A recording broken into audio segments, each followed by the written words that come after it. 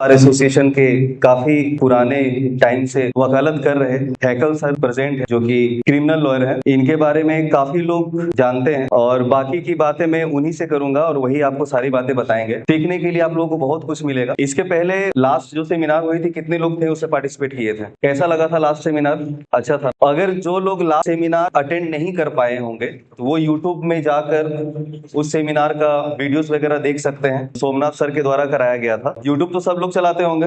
आप लोग अपने मोबाइल खोलें, ये आप ही लोग के लिए है। ये राइट टू स्पीक सर्च कीजिए। इसमें आपको लॉ से रिलेटेड हर एक बातें दिखेंगी और समझने के लिए आप वीडियोस देख सकते हैं। आप काइंडली उसे सब्सक्राइब करें क्योंकि ये हम लोगों के लिए ही है, लॉ स्टूडेंट, एडवोकेट्स और जितने भी तमाम जो लॉ से रिलेटेड जानकारी जानना चाहते हैं उन सभी के लिए। जो शेड्यूल है उसमें से कुछ समय हमारे लिए निकाले। हैकल सर अपने आप में एक ऐसी पहचान रखते हैं क्रिमिनल लॉ फील्ड में जो कि लोग अगर जाएं तो सबसे पहले अनुकरण करते हैं कि भाई हैकल सर जैसा कुछ बनना है।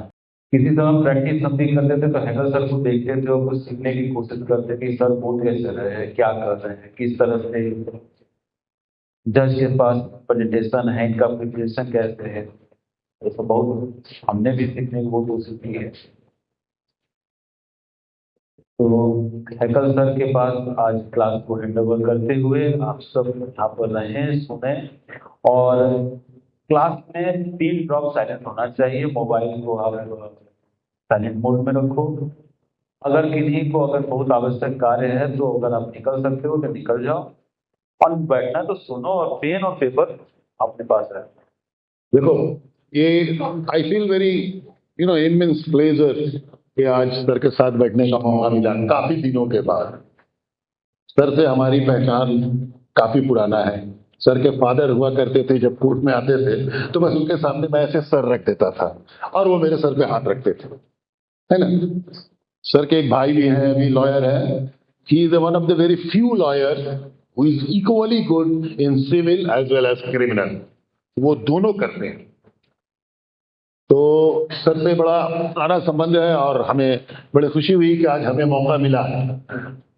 टॉपिक जो दिया गया है 2 टॉपिक है। Dowry death, that is 304B, earlier IPC भारतीय न्याय संहिता, इट्स 80 क्लाउज 2, और एक है abetment of suicide 306, it's new act 108 BNS. तो ये डाउरी डेथ और abetment of suicide, dowry death was inserted into Indian penal code amendment 1986, क्योंकि डॉरी का मीनास इतना बढ़ चुका था, इतने लोग डॉरी रिलेटेड क्रूएलिटी से डेथ हो रहा था। तो then the legislature at that very time thought कि इसको रोका जाए, तब उन्होंने डॉरी डेथ का लाया। लेकिन डॉरी डेथ 304B का पढ़ना इनकम्प्लीट होगा अगर आप इंडियन एविडेंस एक्ट के 113B नहीं पढ़ेंगे।